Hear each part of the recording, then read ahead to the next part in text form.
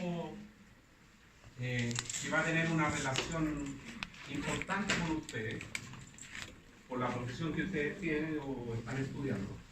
Y básicamente porque ellos tienen una estrecha relación tanto con el hombre, algunas especies, como con los animales.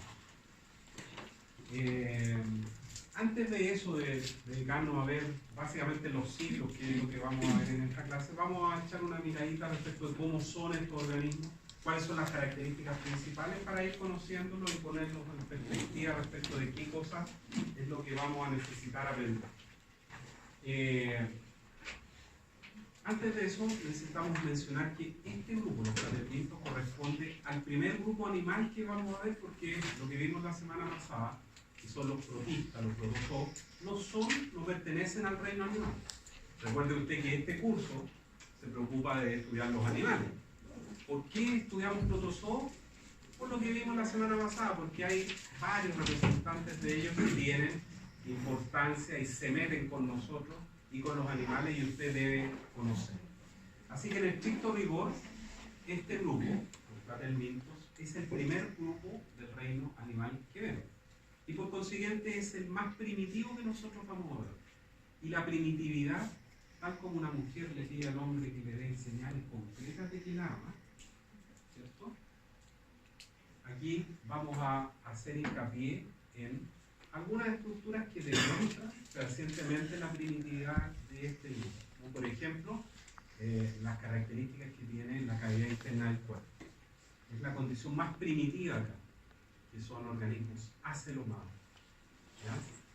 Después, otra evidencia es las características que tiene el aparato excretor, que es el más primitivo que encontramos en los animales y que es un tipo que se denomina protonefridio y que es un sistema excretor bien primitivo, pero que para ellos funciona perfecto sin ningún problema. Yo creí. Protonefridio. Protonefridio. Protonefridio. Que tiene una célula, que es la unidad funcional de ellos, que se denomina célula flamígera, que la vamos a ver. ¿Oh? Perdón. ¿Ah? Está medio desenfocada esta cosa ahí. ¿Qué cosa? El telón. Estamos al 26. Ya, pato. Julio, ¿dónde está Julio? Llamo Julio. Hágale, rápido, Julio. Bien.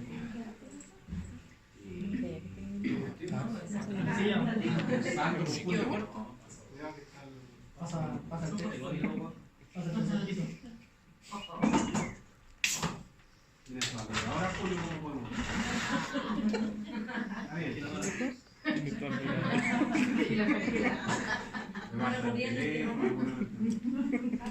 Gracias. De nada.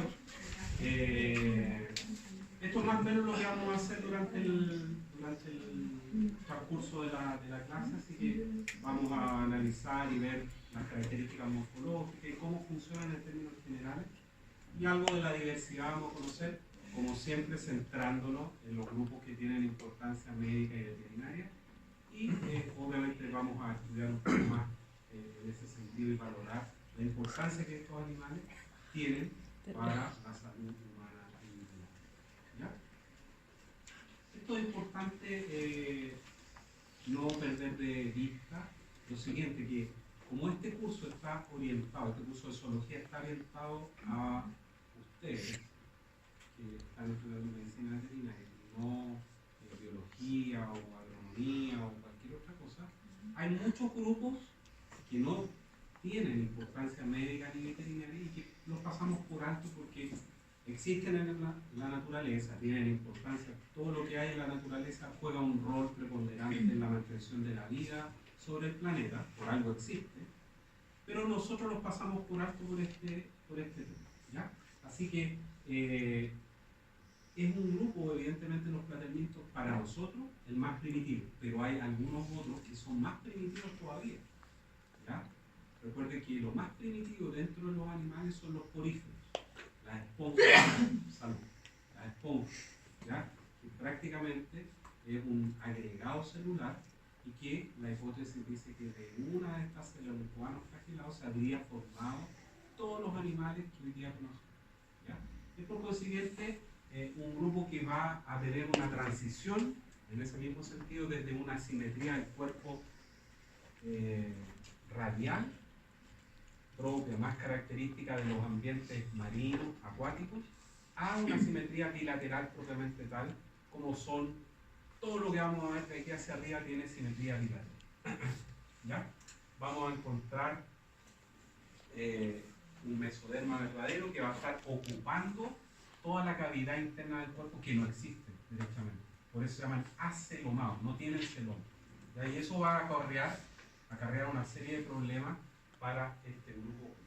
Problemas no tan graves como los que pueda tener uno. Y aquí por primera vez va a aparecer, aquí debí haber colocado comillas porque de estricto rigor es un agregado de neuronas, más que un cerebro con un grado de desarrollo como uno va a encontrar en un vertebrado y ese tipo de cosas. Pero este agregado celular sí va a responder a ciertos estímulos que estos organismos son capaces de detectar del medio ambiente. Y, lógicamente, un cordón nervioso que va a procesar esa información y va a ponerse en contacto con el resto del cuerpo para responder frente a un determinado estímulo. ¿Ya? Ahí están más o menos las características en términos generales de los planteamientos, que no las vamos a repetir en estricto rigor. Usted las tiene ellos, me había olvidado de subir la clase, la subí ahora, así que la tiene ahí para estudiar, así que no se agote anotando tanto dentro de su cuadro. Es un grupo que presenta una gran diversidad de formas. Hay algunos que miden 1 centímetro, a otros que miden metros, ¿ya? Como los septos, propiamente. Y una de las características más notables es que ellos tienen el celoma, o lo que debió ser el celoma, ocupado completamente por un tejido mesodérmico que es el parente. Que lo vimos en clase, hicimos el práctico de plateamiento, ¿no? Sí, de las ferias. Ellos, los plateamientos en términos generales, son comprimidos horizontalmente, son aplastados. ¿Ya? Son aplastados. Y ya acelomado, que lo hemos repetido varias veces. Esta condición de acelomado es lo más primitivo que hay dentro de las características que tiene la cavidad interna del cuerpo. Acelomados, después viene el paso siguiente que son los pseudocelomados, y finalmente el último paso de la evolución son los organismos celomados. ¿Ya? Lo siguiente, esto es lo más primitivo.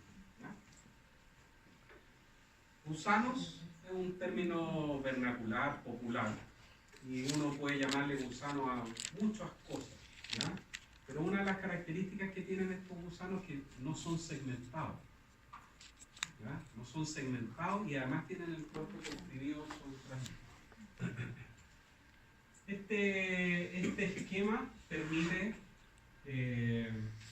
hacernos una idea dónde están posicionados los plateamientos en general.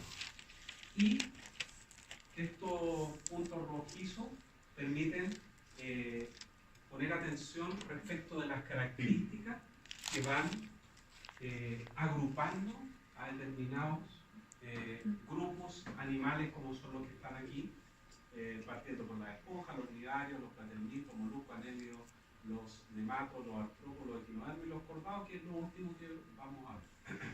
¿Cuáles son las características? Todos los organismos que hay aquí, todos los grupos que están allá al final, son multicelulares. Lo único que tiene organismo unicelular son los protozoos que no pertenecen en estricto rigor a los animales. Uno podría decir, bueno, pero ¿y las esponjas? Pero se considera este agregado celular como multicelular. Todos los animales de aquí hacia arriba, excepto las esponjas, tienen tejidos verdaderos. Todos. ¿Qué otra característica? Tienen simetría bilateral y 3 capas germinativas. todos.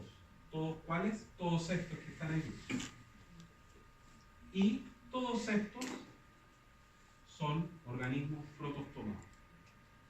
¿Qué implica esto? Que aquí, cuando avancemos, después va a aparecer otro punto rojo que va a decir deuterostomados, que son el estricto rigor del equinodermo y los cortados.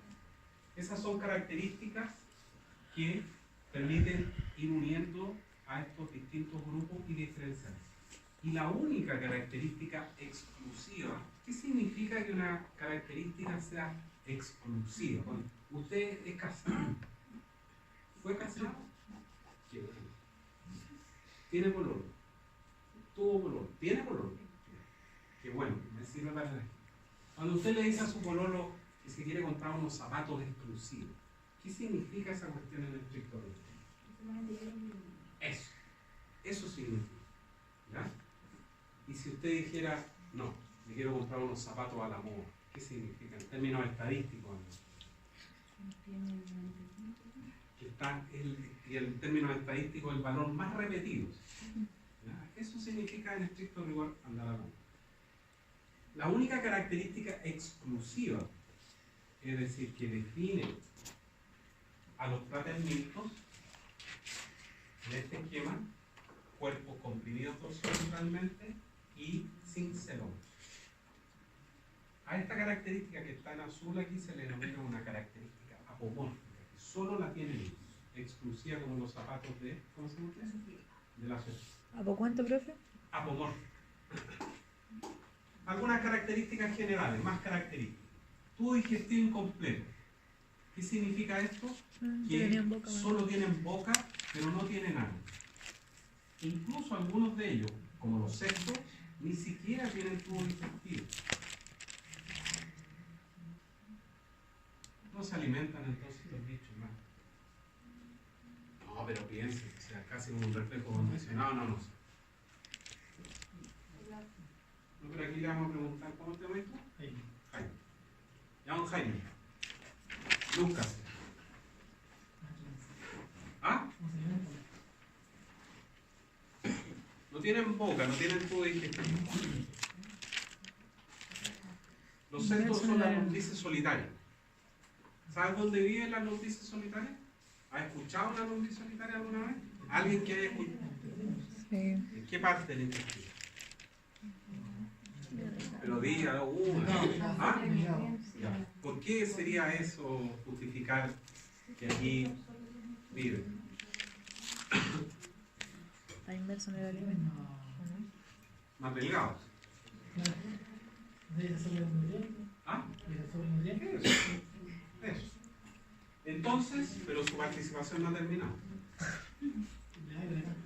¿Ah? No. A ver, no baile. Sí, no. Oiga, ya, pero no solucionar el problema. Absorción de los nutrientes. ¿Ves que está bien? Más fácil decir no sé qué. ¿Ya? Eso, usted lo dijo. Este grupo, los sextos, vive inmerso en el alimento. Por consiguiente, el alimento, los nutrientes, en el fondo, ingresan por simple difusión y después vamos a ver las características que tienen los bordes de la estróbila o de las proglótidas que pueden absorber una mayor o tienen una mayor superficie de absorción porque es bastante irregular. Tienen o son cefalizados, lo cual no quiere decir que tienen cabeza propiamente tal. En una zona anterior, recuerden que la simetría bilateral va a tener básicamente dos efectos, que divide el cuerpo con una línea imaginaria en dos mitades que son especulares, o sea, semejantes pero no iguales, y además va a crear una zona anterior y una zona posterior. Esa zona anterior, por lo general, y progresivamente va adquiriendo una mayor complejidad hasta llegar al caso. Hay un pequeño ganglio que ya lo comentamos, o una agrupación de neuronas que van a procesar información, y dos ganglios hacia atrás del cuerpo, los cuales se intercomunican, estos dos cordones que recorren el cuerpo, formando una especie de escalera. por eso se llama que es un sistema nervioso escaleriforme, y que es súper simple, pero eficiente, y vamos a ver que en distintos grupos animales está repetido, que no tienen absolutamente ninguna relación. La gran mayoría de los platelmintos son hermafroditas. ¿Qué significa eso? Que en un mismo individuo están representados ambos sexos, excepto en uno solo conocido, que es el esquistosoma, donde hay machos y hembras diferenciados morfológicamente, que los vamos a ver. Ahí están los protonefridos, que ya hablamos de ellos, y un sistema circulatorio y respiratorio ausente, no existe. ¿Ya? ¿Cómo se mueven? Muchos, al menos de los que vamos a ver nosotros con mayor detalle, son parásitos. Por consiguiente, están fijos a un sustrato, como una teña, como una fasciola hepática y otros.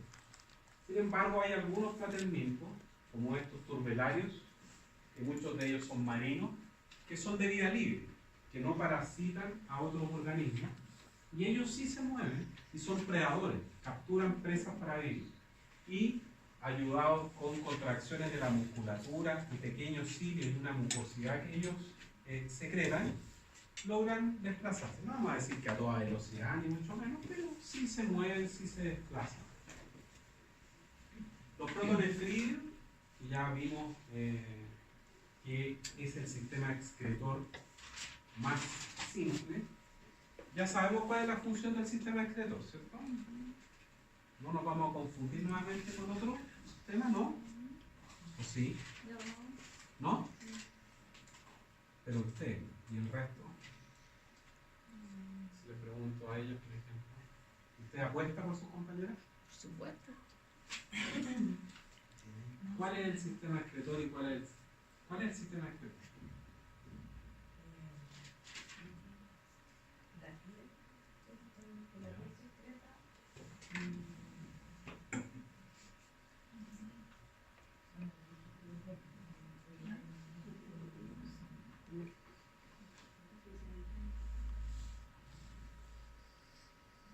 Pero el urinario que llaman también se asocia generalmente con la excreción de desechos metabólicos. Pero digestivo no. Digestivo, otra cosa. ¿Ya? Eso es, más o menos, para que no se olvide. Y este sistema protonefridial es el sistema excretor más primitivo. ¿Cuál es la unidad funcional de nuestro riñón? ¿Cómo se llama la unidad funcional de su riñón?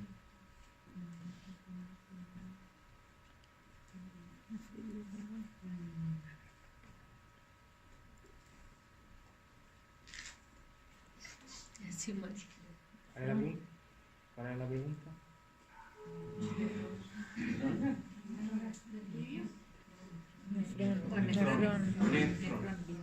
Nefrón.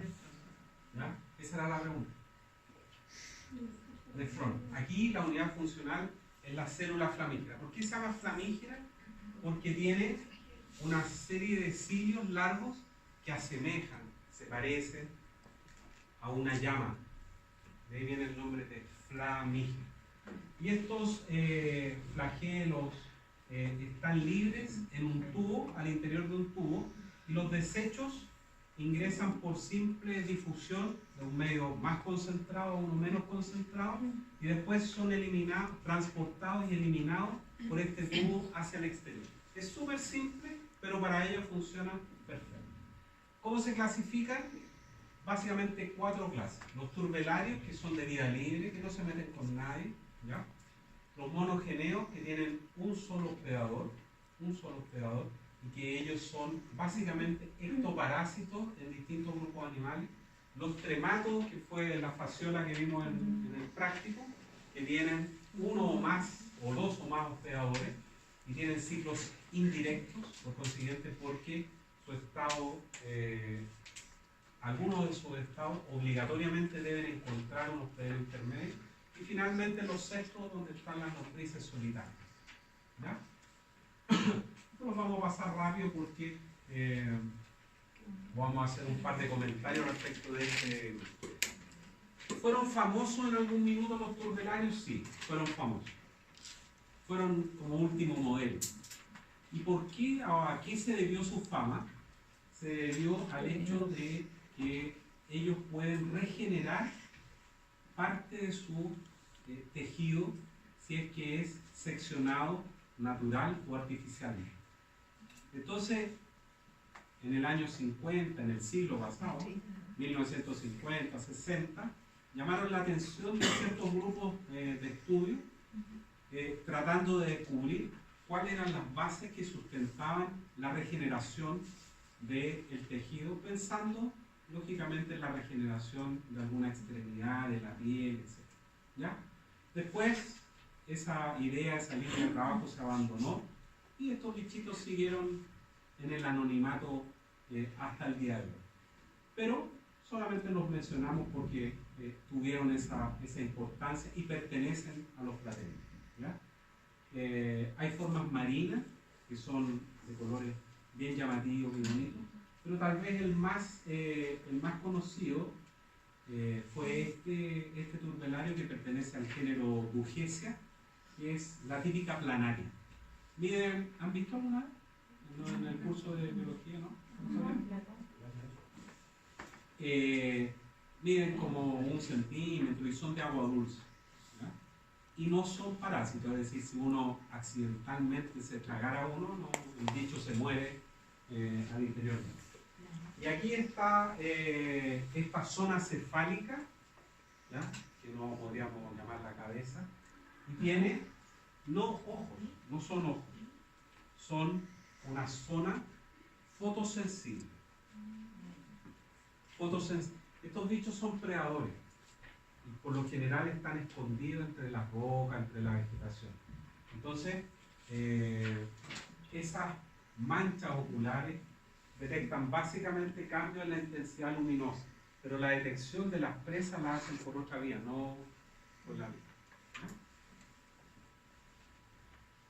Monogeneos, aquí sí que la cosa ya va algo más, aquí vamos a detenernos un poco más. Son este grupo ectoparásitos, ya sabemos qué significa ectoparásito, ¿cierto? ¿Todos saben? ¿Sí? De peces. Y tienen un característico y particular estructura de fijación al huevo, es decir, a los peces, que se denomina ovistato. Esa estructura, el ovistato, que lo vamos a ver enseguida, tiene una posición distal en el cuerpo de este monogeneo y se sostiene firmemente a la piel, al tegumento del pez. Es característico de ello. Tiene el ciclo de vida directo. Vamos a verlo enseguida. Son hermafroditas como todos o la gran mayoría de los platelinfos. Y el sistema digestivo también incompleto. Aquí está el ciclo. Un hospedador, un pez que está parasitado por un monogeneo, libera al exterior este monogeneo huevos y de este huevo salen los oncomiracidios, los cuales emergen, eclosionan y ¿dónde van? Al mismo hospedero. Recuerden que en el ciclo de la fasciola hepática, una vez que salía del huevo el miracidio, obligatoriamente tenía que ir sobre el hospedero intermedio que era este caracol. Acá no, viene sobre el mismo. Por eso se dice que es monogeneo, como era yo antiguamente. ¿Profe, una consulta? ¿Profe? Monógamo. Era. Para que sea de nuevo, para que entre el hospedador. Es que no entra. Es ectoparásito. Vive afuera. ¿Ya? Vive afuera. Eclosiona. Asumamos que ese es el más chiquitito que salió del oncomiracidio. Y este bicho viene y con el ovistato, que está aquí en la zona distal, se fija al sustento. Entonces ellos son hermafroditas. Un mismo individuo tiene ambos sexos, se ponen en contacto o liberan a un espacio común los gametos, se fecundan, este individuo libera los huevos al exterior, sale del huevo el oncomiracillo y vuelve sobre el bicho. No pasa por ningún hospedero intermedio. ¿Ya? Esta estructura, el Opisthaptor, es lo más característico que tienen son una serie de espinas y ganchos que se adosan súper firmemente sobre el hospedero. Y recuerden que son ectoparásitos, viven fuera del cuerpo de su hospedero. Los prematos, que pertenecen a la clase de los digeneos, son básicamente algo distinto porque ellos tienen un hospedador intermedio. ¿Ya? Ellos tienen un hospedador, a lo menos un hospedador intermedio. Y tienen las características generales que definen o que caracterizan, valga la redundancia, a los platelinos. Pero aquí, a diferencia de lo que vimos hace unos minutos, que se trataban de los monogéneros de organismos ectoparásitos, ellos son endoparásitos. Y eso vamos a ver inmediatamente en sí. ¿Y en quién o a quién parasitan? Parasitan a muchos organismos, muchos vertebrados, preferentemente, como vimos en el práctico, herbívoros. ¿Ya? Vamos a volver a explicar por qué los herbívoros. E incluso el hombre cuando consume un vegetal que tiene el estado infectante de del ciclo de la fasciola. Lo interesante de los parásitos en términos generales es que los parásitos han evolucionado para resistir la defensa que hace el hospedero. Cuando uno se resfría o tiene alguna infección, nuestro sistema inmune reacciona para tratar de, por alguna estrategia que no vamos a entrar a definir, defendernos del patógeno que ingresó a nuestro cuerpo. Si el que ingresa es un parásito mucho más grande que una bacteria o un protozoo, de igual manera el cuerpo se defiende. Y los parásitos en términos generales han desarrollado estrategias para defenderse del accionar del cuerpo. ¿Y cuáles son? Por ejemplo, una de las primeras cosas que hubo que desarrollar en los parásitos es que el tegumento o piel fuese capaz de resistir la acción de los jugos digestivos del huevo. Si nosotros tenemos un vaso con agua, con una planaria, con un turbelario, y la tomáramos accidentalmente, ¿qué le pasaría a esa planaria? Llegaría hasta el estómago y la acción del ácido clorhídrico y las enzimas digestivas la limpia. No tiene la adaptación para vivir en ese medio. Pero ¿qué le pasa a un organismo como estos, a los parásitos, endoparásitos en estricto rigor? Están adaptados y sobreviven, y pasan y viven ahí. Están adaptados para vivir en esas características. ¿Cuáles son las adaptaciones que tienen los digeneos, los prematos? No tienen cilio, básicamente porque ellos no se mueven, viven, en este caso, del más característico que es la fasciola hepática, vive a nivel del hígado, y ahí no se mueve. Tiene ventosas, una oral que va a rodear la boca y otra un poco más atrás ventral, que son adaptaciones para fijarse al hueso. Y la epidermis, el tegumento, vamos a ver que si ustedes recuerdan lo que vimos ahí en el práctico, tenía una serie de puntitos, uno hacía ahí un juego con la lupa, lograba detectar que había algunos puntitos ahí. Y esos puntos son pequeñas espinas que están incluso orientadas hacia atrás. ¿Para qué? Le permiten a estos bichos incrustarse en el tejido hepático y prácticamente hacer imposible su retroceso. ¿Ya? ¿De qué se alimenta la fasciola hepática? Del tejido, causando lógicamente. Todos son hermafroditas, excepto esquistosoma.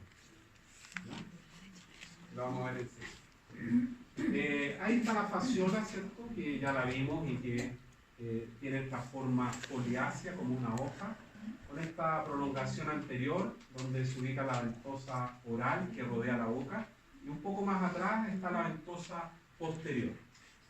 Ambas sirven para fijarse al huevo.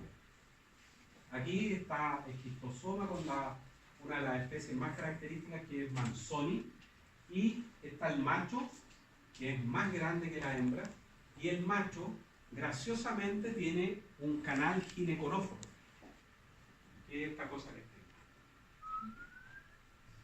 donde aloja a la hembra. Un galán, ¿cierto? Esquistosoma, el macho, tiene este canal ginecorófono donde la hembra vive allí, en una mancomunión eterna. ¿Ya?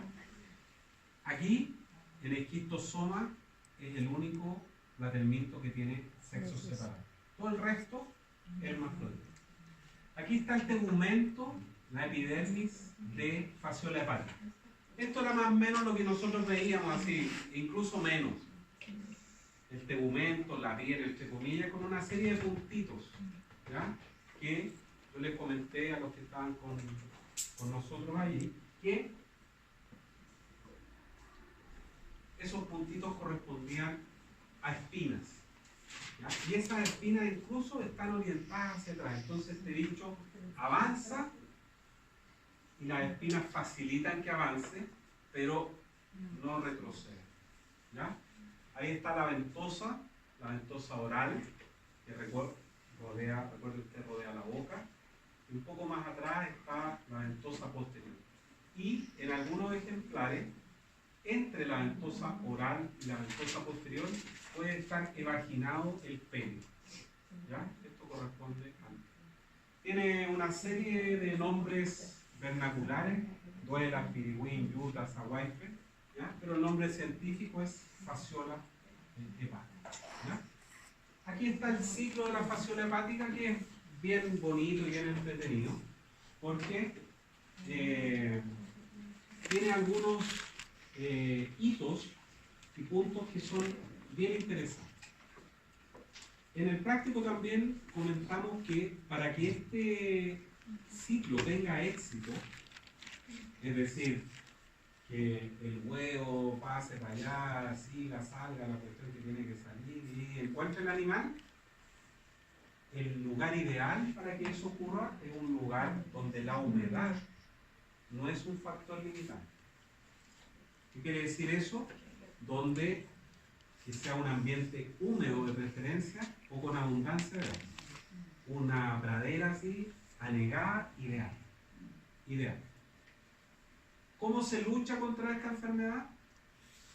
Una de las orientaciones más clásicas es contra el caracol. Porque recuerde usted que si no hay caracol, el ciclo hasta ahí nomás llegó.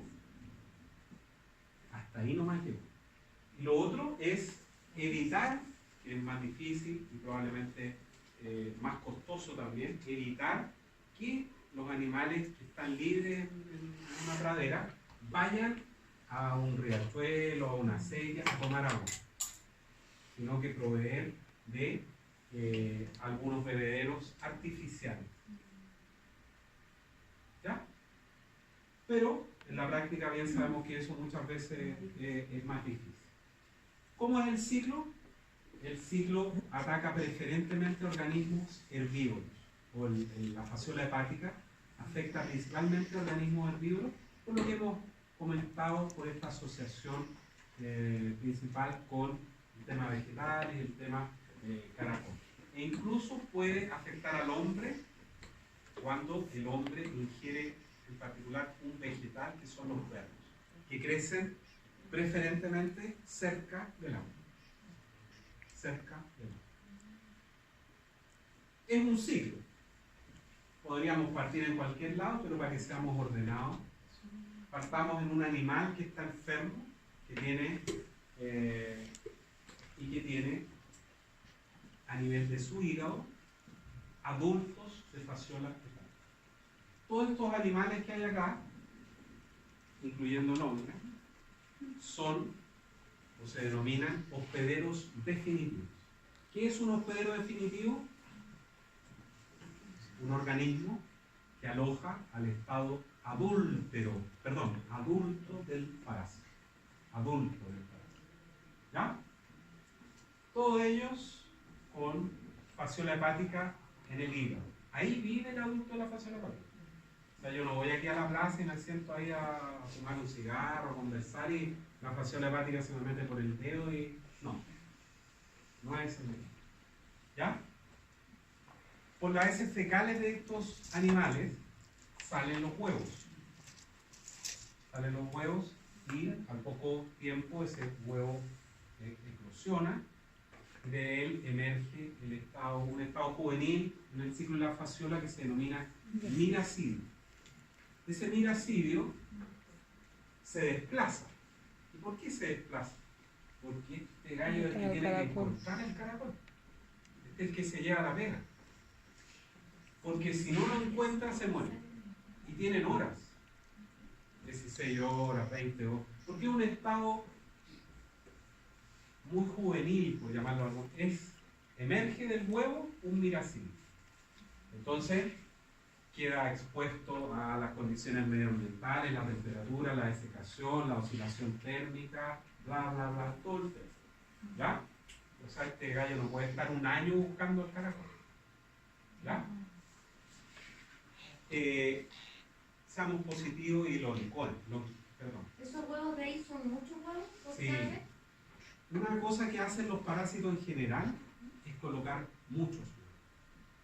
Es una cosa parecida a lo que ocurre con la fecundación externa. ¿Ya? ¿Sabe cuál es la fecundación externa? No he dicho nada. ¿Sí? ¿Sí? El caballero no tiene memoria, así que no. Eso es verdad. Ya, pero ¿qué es la fecundación externa? Más allá que lo haya dicho. Que afuera del animal en cuestión, se lo pongo a los externos y se ponen las cosas. Fecundación externa, ¿ya? Y fecundación interna. Tiene que haber una unión entre el macho y la hembra para que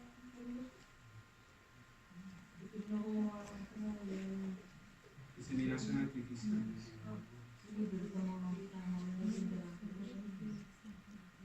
Fecundación interna es cuando los gametos o los espermatozoides se fusionan al interior del cuerpo del alma.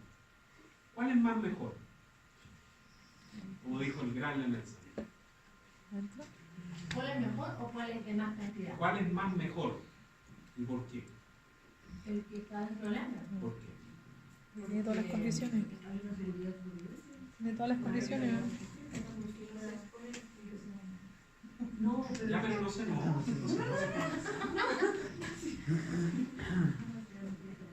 Pero es que yo creo que la interna es la más segura, porque está dentro del guardado. La más mejor. Sí, la más mejor. Porque no se sabe la externa, material genético podría perderse. Ya. Ser alimento. Está bien. Tan buenas las explicaciones que ustedes mencionan. Pero en la naturaleza hay muchos grupos que tienen fecundación externa. Como por ejemplo los peces. ¿Qué estrategia tienen esos organismos para asegurar la viabilidad de la especie? Porque ustedes tienen Salieron razón. mucho. Con fecundación interna asegura que al interior del cuerpo de la hembra se va a producir la fecundación y la guagua, por llamarlo de alguna manera, va a estar ahí resguardada, ¿cierto? La cosa está segura. Pero en la fecundación externa, la cuestión no está nada segura. ¿Cuál es la estrategia que usan esos organismos? Porque hay, por ejemplo, los peces, que es un grupo exitoso de organismos. No estamos hablando de bichos que son desconocidos y bueno, pero esa es una cuestión rebuscada que dijo usted. No, los peces, todo el mundo conoce los peces, tienen fecundación externa. ¿Tendrán sectores, digamos, de ¿Cómo? ¿Tendrán sectores de anidad? No anidan. Que son muchos para que alguno sobreviva. Po. La cantidad de... Es la cantidad para que alguno La viva. cantidad. Estos organismos que tienen fecundación externa que han expuesto a que venga una corriente, que el curso de agua se llegue hasta ahí nomás, temperatura, seque los huevos, venga un depredador, se coma el 99% de los huevos. Recuerden Nemo. Sí, por eso dije que estaba de acuerdo, no le tenía dos buenas ideas. ¿Sí? Yo solo Entonces la cantidad es una estrategia que utiliza estos organismos para contrarrestar todo eso. Porque igual hay organismos que tienen y que son exitosos desde el punto de vista evolutivo, que tienen fecundación externa. Pero coincidimos que la fecundación interna es mejor que la en esos aspectos. ¿Ya? Muchos huevos salen por las heces fecales y muchos miracidios andan en el agua. Muchos. ¿Ya? El miracidio, como ya dijimos, obligatoriamente tiene que encontrar el caracol, que en Chile es Limnea viatrix. Limnea viatrix. ¿Qué no lo escribe, profe? No tengo... Pero tiene que estar en algún nombre. Porque usted ha preguntado por el nombre científico. Sí, pues, profe. Ah, Limnea era con Y, ¿o no?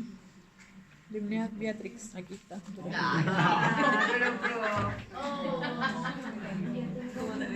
No está escribiendo, por eso lo dejaron.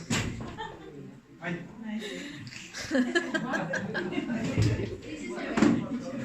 ¿Ya? ¿Qué es ese grupo? Ahí está claro. La verdad. MNAS.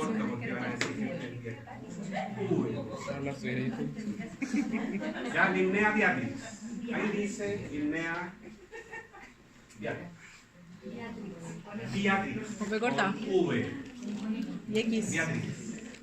Esa es el nombre. Es un caracol, un gasterópodo, como el caracol de jardín, pero pequeñito. Como los caracoles que hay de repente en los acuarios. Así. Es uno. Limnea beatrix. Este caracol es el hospedero intermedio en el ciclo de la fasciola hepática. ¿Qué significa que un organismo sea hospedero intermedio? En ese organismo se va a encontrar un estado juvenil, si ya la vi, tranquilo. ¿Ya? Se va a encontrar el estado juvenil del parásito.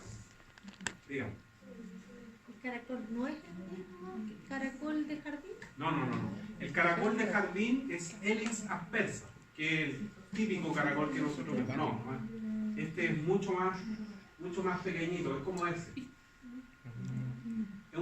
¿Ha visto algún acuario alguna vez que hay unos caracoles chiquititos de 1 centímetro más o menos? Que son gasterópodos, que son de la misma familia que el de jardín, pero que miden 1 centímetro. Un caracol de jardín puede medir 3, 4 centímetros. Pero no nace así grande el caracol. ¿Ya? Tiene que obligatoriamente encontrarlo. Si no lo encuentra, hasta ahí llegó el ciclo. ¿Y por qué es tan relevante? Porque este miracidio, al interior del caracol, se va a transformar en 2 estados sucesivos, que son esporocisto y regla. Esporocisto y regla, adentro del caracol. Supongamos que entra un miracidio. Por lo general entran muchos. Ese miracidio asexualmente se divide y se transforma en 2 esporocitos. Esto es hipotético, pero para que usted se quede con la idea de qué es lo que va a pasar. ¿Ya? Y estos esporocitos, nuevamente, asexualmente se subdividen y se transforman en 4 reinos. Así. Una vez que pasa a redia, salen del caracol y el caracol muere. ¿Ya? Y se transforma esa cercaria prácticamente al instante, o ya viene semi-transformada en el penúltimo paso en el ciclo de la fasciola, que se denomina cercaria. Esa cercaria incluso tiene una pequeña cola para desplazarse si es que tiene que nadar. ¿Y qué hace esa cercaria? va hasta la vegetación circundante, ¿ya? O se pega allí y se transforma en el estado infectante en el ciclo de la fasciola hepática, que es la metacercaria. La metacercaria es un estado juvenil infectante de la fasciola hepática y que está cubierto, valga la redundancia, por una estructura que lo protege, por una cubierta que lo va a proteger ¿de qué? Del sol, del frío, de todo. Son microscópicos, pegadas en la vegetación. Por eso los animales se infectan con herbívoros, se alimentan de vegetales con metacercaria. Y el hombre, lo mismo. ¿Qué significa que sea el estado infectante? Que con esa cuestión te da la enfermedad. Con ese estado. Si yo me como, estoy en una laguna y me trago 20 miracidios, nada. ¿Ya? Ese es el ciclo de la fasciola hepática que se lo tiene que aprender. Y la metacercaria tampoco muere con cloro, con algo que uno cuando desinfecta las verduras, la gente. Probablemente lo que hace ahí usted es alterarla y desprenderla. Pero no estoy seguro si con cloro vaya a morir. ¿Con TH4? Pero estudios Con amonio 4. se empiezan a reproducir en su interior. Por eso yo decía, entra un miracidio, tenemos 2 esporocitos, 4 redes, pero no entra uno. Entonces finalmente el caracol termina reventado o totalmente su órgano interno roto, producto de la división rápida de los Estados Unidos. Terminan liquidando. ¿Ya? Aquí están el huevo, la Linnea viatris, el hígado afectado y una cercaria en la realidad. Como ¿ya? El daño del hígado es importante y los organismos que son animales en los cuales se detecta esto son rechazados y no quedan para consumo. Entonces la prevención del hígado en matadero, ¿De qué? la prevención del hígado con fasciola hepática en matadero es solamente preventivo para que no se vuelva a tener el ciclo. No porque al comercio pueda causar algún problema. Sí, pero si tú colocas un hígado en esa característica a la venta, probablemente no. Nadie lo va a. El esquistosoma. Debería. El esquistosoma, este que tenía Es que no puedo escribir los con la- ojos separados, también utiliza un caracol, pero de otro género, Bionfalaria. No, son acuáticos. Esta enfermedad es común en personas que van a zonas tropicales. Zonas tropicales. Ella no tiene. Exacto. ¿Qué es lo que pasa? Que No nos contemos más con la chon. el esquistosoma vive en las personas. Vive a nivel de la vejiga, preferentemente, y en algunas venas de ese sector. Usted sabe mejor eso. ¿Y qué es lo que pasa? Que los adultos, obviamente, eliminan huevos que salen en la orina de la persona. ¿Ya? Huevos, sale un miracidio también, y ese miracidio tiene que encontrar a este caracol, que es un caracol de agua dulce. Y desde allí la cercaria, y esa cercaria, ¿qué es lo que hace? Se mete por el pie de las personas, no hay metacercaria aquí. Entonces, ¿qué es lo que pasa en muchos países tropicales? Que las personas están en el agua salada y desemboca agua, un pequeño río, hay una poza de agua dulce y uno va a refrescarse, a sacarse la sal, etc. Producto de las lluvias. Recuerden que en las zonas tropicales llueve, sol, calor, llueve y hay agua a disposición. Y allí es una zona donde existe un alto riesgo de agarrarse esquistosomiasis. ¿Por una herida en la piel? ¿O ¿Qué? No. entra por una herida o por los poros? No. No, los poros es una cuestión más grande. Este bicho tiene enzimas que rompen la piel y se meten. No sé. Debe ser muy chico, no creo que lo sea. No, no sé, eso sí que no. Probablemente es una cuestión mínima, pero no se da cuenta de que te están metiendo los bichos para allá. La gente se los trae sin saberlo. ¿Y cómo se da cuenta que algo está funcionando mal? Porque hay restos de sangre en la orina. Entonces se hace un urocultivo y se detectan en la orina huevos de esquistosoma. Y ahí hay que tomar un antihelmíntico como para todas estas cosas. ¿Ya? Esquistosomiasis en el mundo, mucho. África, la llega.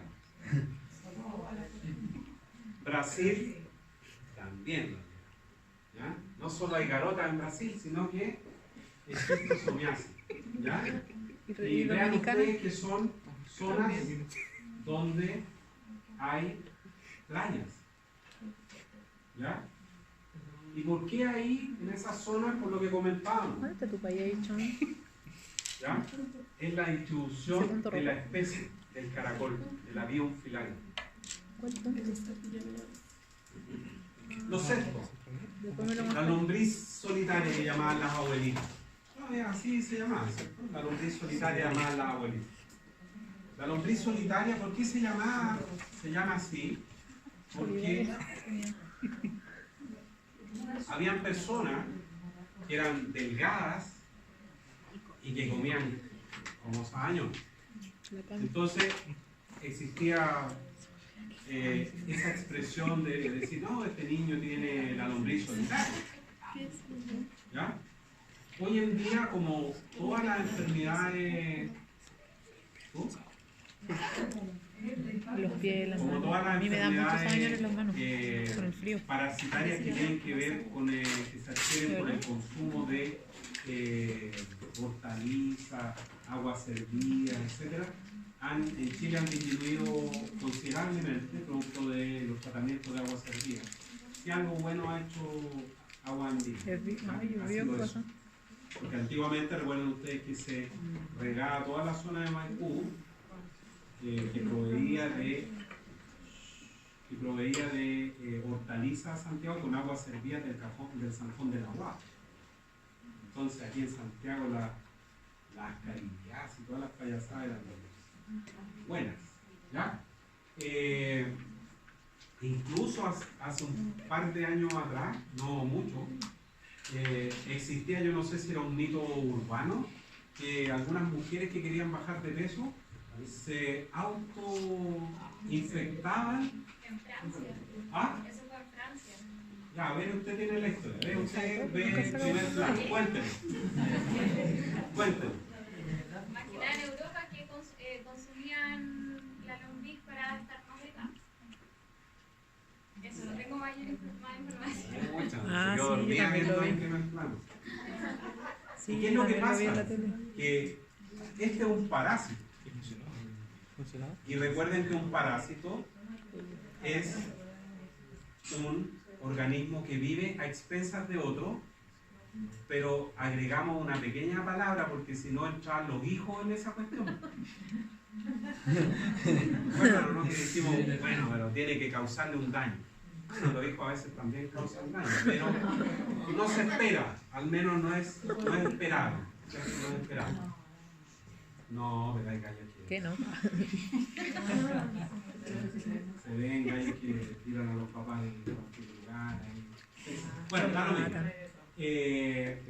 Y causa un daño. Entonces, si las personas tragaban o querían tener un parásito, claro, me imagino habrá sido un tiempo agotado, porque el parásito se come, si tú te comís 10, el parásito se come 5, supongo. Entonces las personas comían mucho más y no aumentaban de peso. Eso es casi como lo mismo que hacía Nerón de comer y vomitar, ¿no? O los romanos en términos generales. Este bicho es notable porque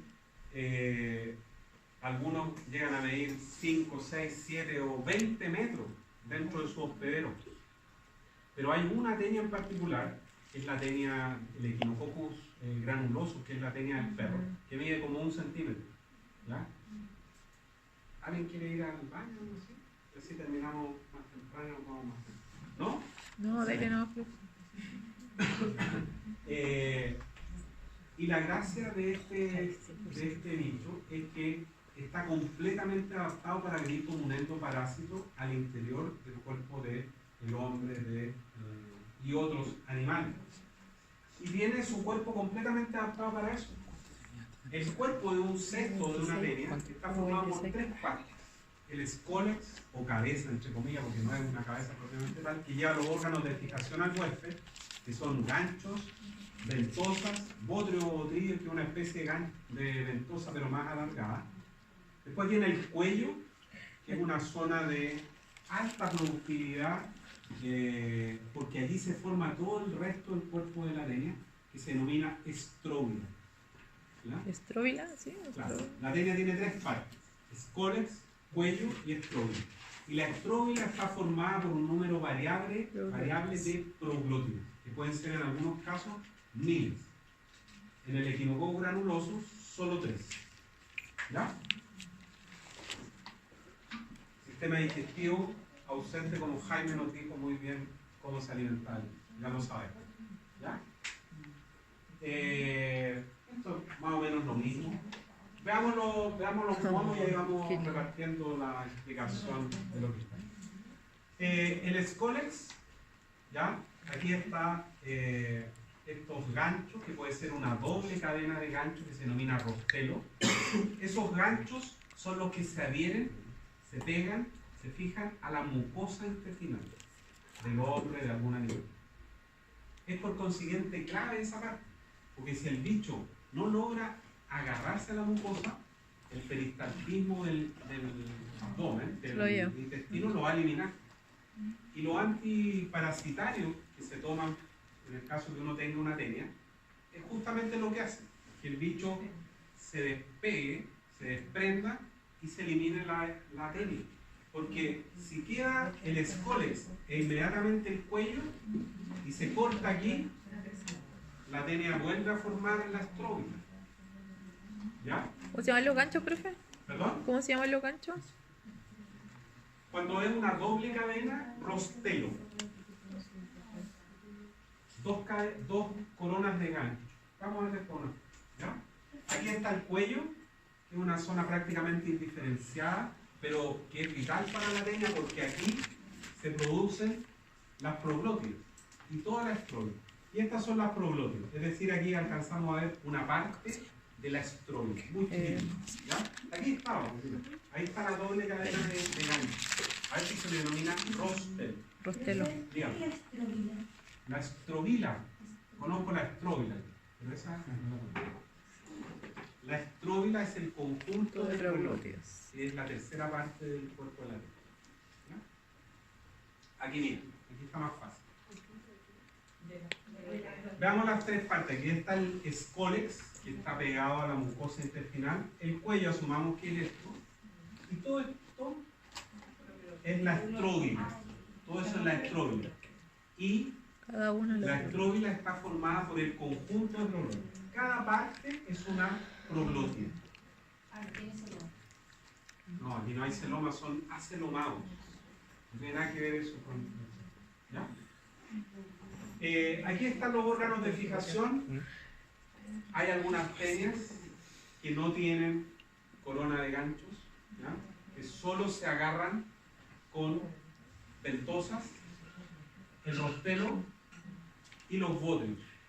¿Qué? Que también son ventosas, pero alargadas. Son dobles y el bicho se agarra de las mucosas. ¿Botrillos? ¿Ya? Aquí hay una proglótida, otra proglótida, otra y otra. Vean los bordes de las proglótidas. Irregulares. ¿Para qué? Para aumentar la superficie de absorción de los cestos. Recuerden que este bicharraco no tiene tubo digestivo. ¿Cómo se alimenta? Vive, como bien dijo Jaime, en el intestino delgado. Por simple difusión, los nutrientes ingresan al interior del cuerpo, de la estróbila. Y este bicho tiene testículos y ovario, en cada una de las proglotias. Esta le tiene testículo y ovario, esta también le tiene, y esta, y esta, y esta. Entonces distintas partes de la tenia se ponen en contacto y las últimas proglotias del cuerpo de la tenia están llenas de huevos y son las que se eliminan. Son las que, si una persona tiene una tenia, cuando va al baño se da cuenta que tiene tenia porque hay un pedazo de fettuccine ahí, pone... ¿Ya? Y en los perros pasa lo mismo. ¿Ya? Veamos algunas tenias, algunas cosas bien características. Sí, dígame. Una consulta, en caso de que algún humano tenga la tenia, ¿cuál sería como el tratamiento a seguir? ¿Tomar un antiparasitario que sea de sexto y...? Sí. Sí. Es re simple. Ivermectina y todas esas cuestiones, parejo. Le atrincan a todo. ¿Ya? Sí. Sí. Un derivado de esas cosas, no la misma, obviamente. Un derivado de eso, un antiparasitario así genérico, le atrinca a cesto, a nemato, cuando hay ascario y todo ese tipo de ¿Y cosas. lo que hacía la abuelita del azúcar con el vinagre? ¿Qué hacía con el azúcar? No, eso sí que no sé. ¿Qué? Entonces sí, sí. No sé. ¿Qué cosa? Pero sí había escuchado eso que agua con azúcar, ¿no? Azúcar y después vinagre. Que no. Capaz que sí. Las abuelitas son Pura sabias. experiencia. ¿Ah? Pura ¿Tomaste? experiencia. Sí. ¿Tomaste? Aquí están los nombres de varias tenias. Aquí está el hospedero intermedio. Y aquí está el número de tenias que se originan. ¿Ya? Cistecercoide es el nombre de un estado larvario de una tenia que se encuentra ¿dónde? En un invertebrado, las pulgas. Esta tenia es de los perros. Después vamos a ver los nombres. Sí, No me cuando interesa sale primero la... que veamos los estados juveniles. Esa tenia, o ese estado juvenil, estado larvario, está al interior de una pulga del perro. Los perros se comen las pulgas y los gatos también. Y botan los... Y así se infectan. Un invertebrado, los pelos intermedios, la pulga. Una sola tenia se produce. El cisticerco es el estado larvario de la tenia solium y la tenia saginata, que son las tenias del hombre. Cisticercus cellulosa, en el caso de la tenia solium, y Cisticercus bovis, en el caso de la tenia saginata. ¿A quién o dónde se encuentra el estado larvario? En un vertebrado, cerdo y vaca. ¿Cuántas tenias puede originar cada cisticerco? Una. El coenuro, que es característico o que va a estar a nivel del encéfalo o del sistema nervioso de vertebrados. ¿Quiénes por lo general? Cabras, ovejas, afectando toda la parte neurológica del vertebrado. Puede producir cientos de tenias, pero la más grave, la más delicada, es el hidátide o quistidatídico, que se encuentra en vertebrados, incluso el hombre. ¿Cuál es la cantidad potencial que puede producir un hidátide? Miles de tenias, por lo que vamos a ver al final de la clase. Ahí están los nombres de las tenias. Tenia solium, tenia saginata, ¿quién es el hospedero definitivo? El HB, el hombre. Hospedero intermedio de tenia solium, el cerdo, de tenia saginata, el bovino. ¿Cómo se contagia uno, el hombre, con una tenia solium y una tenia saginata? Cuando consume carne de cerdo o de bovino, que no ha sido debidamente inspeccionada y que tiene el estado juvenil, el estado larvario del parásito. ¿Y por la leche? No. Tenia multiceps, ¿ya? Que produce el estado larvario conocido como coenuro, ovinos y caprinos, perros. Dipilidium caninum, la pulga, ¿ya? Perros y gatos. Echinococcus granulosos, el quistidatídico, ovinos, porcinos, bovinos, y el hombre, el estado juvenil, perros, en términos generales, cánidos. Debería ser ese. Ahí, cánido en términos generales. ¿Ya? Ahí están los estados larvarios, el cisticercoide, el cisticerco, en un bistec de lomo vetado. Ahí. ¿Ya? El histidatídico y el coeluro afectando ahí. Veamos las dos tenias que son del hombre y las comparamos rápidamente. El tamaño. Tenia saginata puede llegar a medir entre 5 y 8 metros. Metros. Solus, algo más modesto, entre 3 y 5 metros. En el intestino, ahí estamos hablando. ¿Ya? Número de proglótidos. ¿Negro? 1000 a 2000, 800 a 900. Algo más pequeña tenía solo. Esta es la del bovino. La de la vaca. No refregué luego. Esa es la del cerdo. Ventosas, 4 y 4. Corona de gancho, tenia saginata no tiene, pero sí tenia sólido. Los huevos son iguales, son indiferenciables. Y aquí hay un riesgo, como vamos a ver después, que no son diferenciables los huevos de una y otra especie. ¿Para quién es peligroso? Para la misma persona, pero también es más peligroso para las personas, un técnico de laboratorio, un tecnólogo médico que analiza los huevos o que estudia los huevos. Opero intermedio, vacuno, cerdo, pero definitivo el hombre. ¿Ya? Tenia solus tiene ganchos. ¿Ya? El huevo y la tenia. Ahí está el escólex, el cuello y la estróbila con proglótidas. Las proglótidas que están más cerca del cuello son más angostas, más jóvenes.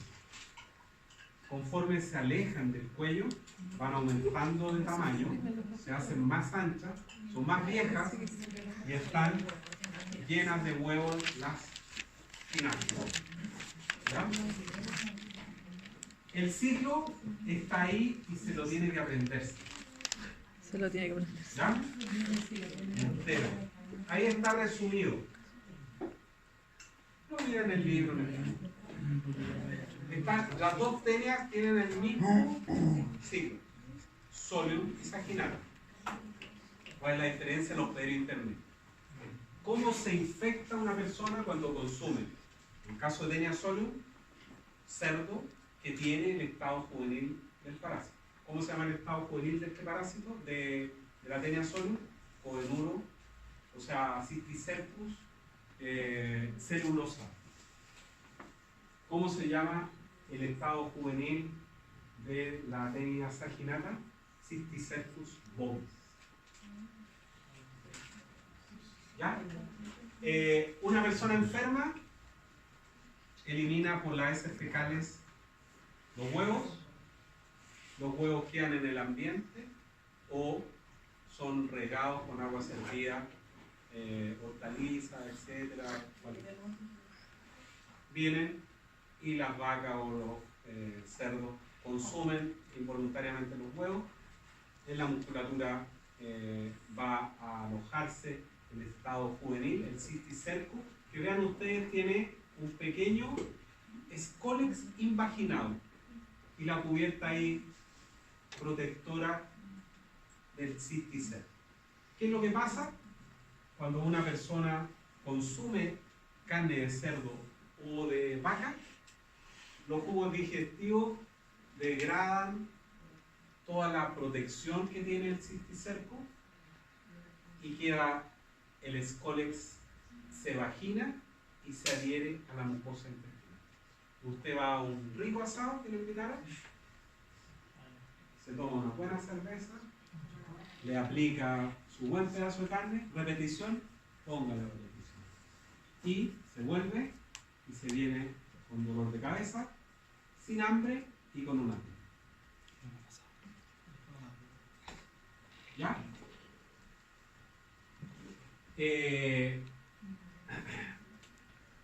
Hay peligros. ¿Qué? Sí. O sea, la temperatura mata el cisticerco. O sea, si tú no sabes no tienen la certeza que al asado que te invitaron, la cuestión la compraron donde es debido, o lo faenaron ahí mismo, tenéis que aplicar suela, asegurar. Más allá que a uno le guste 3/4. ¿Ah?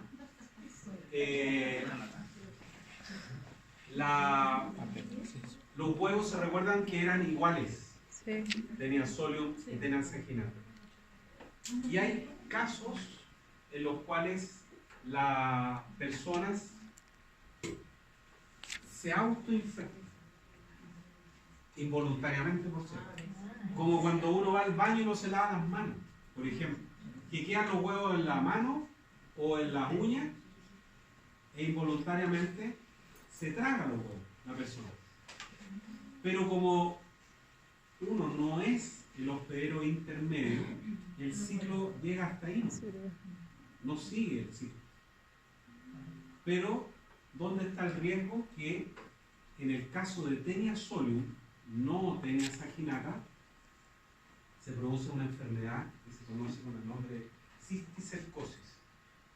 Es decir, se produce un cierto desarrollo del cisticerco en este reporte subcutáneamente. Ahí. Y hay casos graves donde se produce lo que se denomina una neurocisticercosis, donde el cisticerco viene y se enquista a nivel del cerebro y provoca algunos trastornos como epilepsia en las personas. ¿Ya? Y también en el caso de las personas que manipulan huevos por su trabajo, pueden accidentalmente tragarlos y son particularmente peligrosos los de Taenia solium, porque es Taenia solium el que desarrolla o provoca esta enfermedad. Taenia saginata, ¿por qué? No sé. ¿Ya? Echinococcus granulosus, otra Taenia peligrosa, ¿ya? Pero súper distinta a las demás. Esta es la experta. Ganchos, escoles y ventosas, el cuello y la estróbila, con 3 proglotidas. 3 una Taenia que mide 5 milímetros a 1 centímetro. ¿Ya? ¿Cuál es la proglótida que se libera? Única y exclusivamente la última, que es la que está llena de bolas. ¿Ya?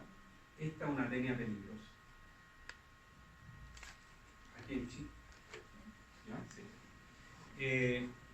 Es peligrosa porque el hombre se mete en el ciclo, o se ha metido en el ciclo del Echinococcus granuloso. ¿Cómo? Basta salir a dar una vuelta a la cantidad de perros abandonados que hay, que nadie se hace cargo de ellos, que no están desparasitados, etc. Y uno puede tener su perrito pequeño, pero lo saca y el perrito huele por allí, se pone en contacto con otro en la plaza, se olisquea y se puede accidentalmente traer los huevos en la pilosidad cercana a la boca. Llega, usted lo besa, que venga, que duerma aquí, mi guaguita, bla, bla, bla, bla. Y eso pasa. Estamos hablando de algo que no sea así. Y uno puede tragar accidentalmente los huevos. Entonces, por eso es vital que los huevos que los perros estén desparasitados. Por mucho que su perrito casi no salga, tiene que aplicarle igual. ¿Ya?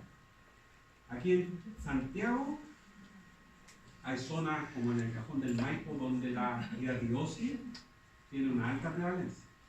La cuarta región, bueno, ya no se llaman, no tienen número en la región. La región de Coquimbo, alta prevalencia.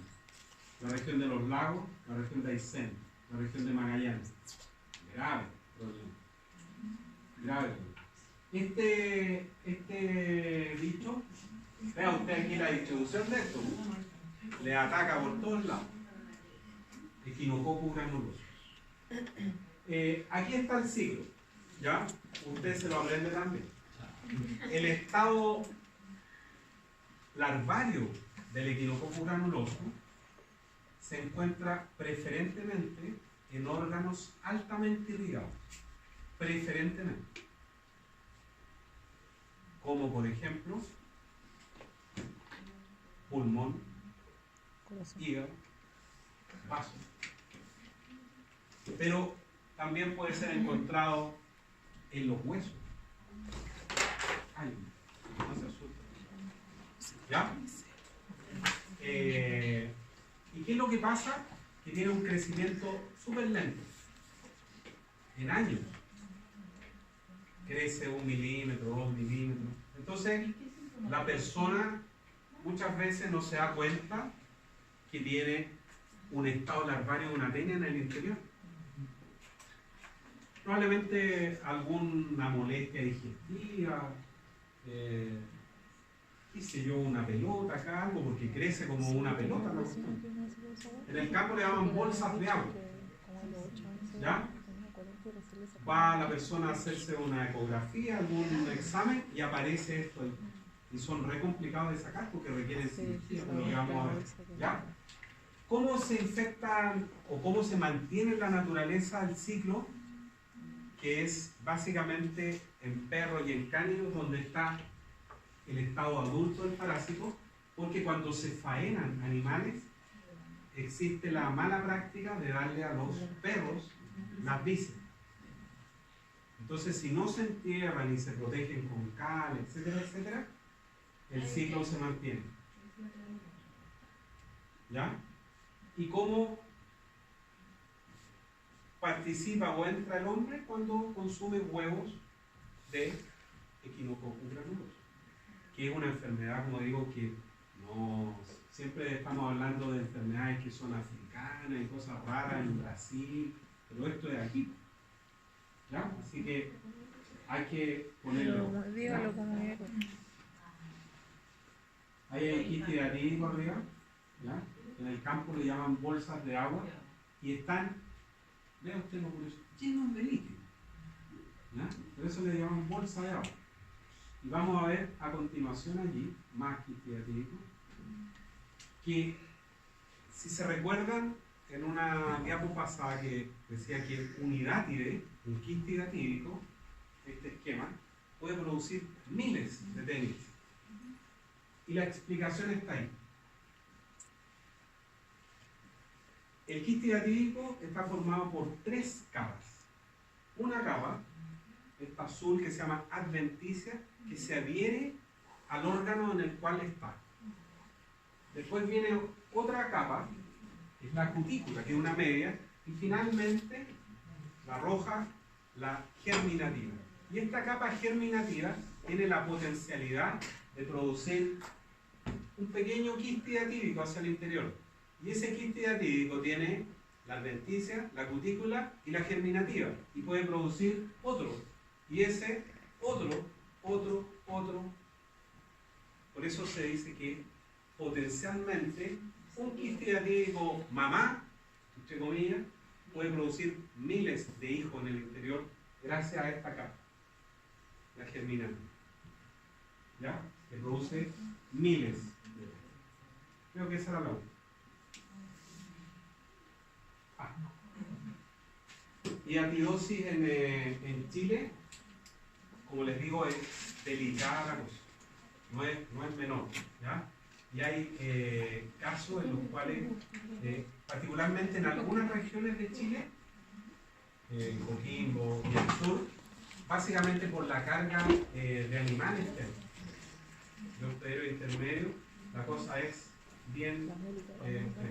El Dipididium canino, gatos y perros, esta tenia.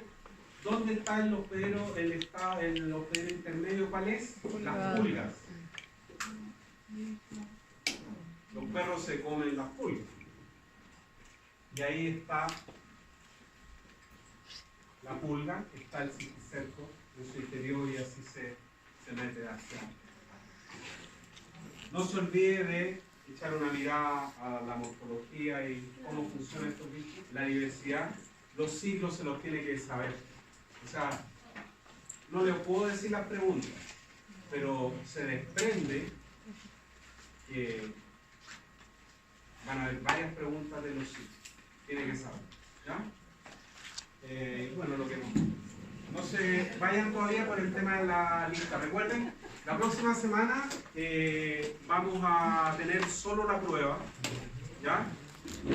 Pero dije que no se vayan, tranquilos. Ya nos ¿Control vamos. de laboratorio, profe? ¿Ah? ¿Control de laboratorio? Sí.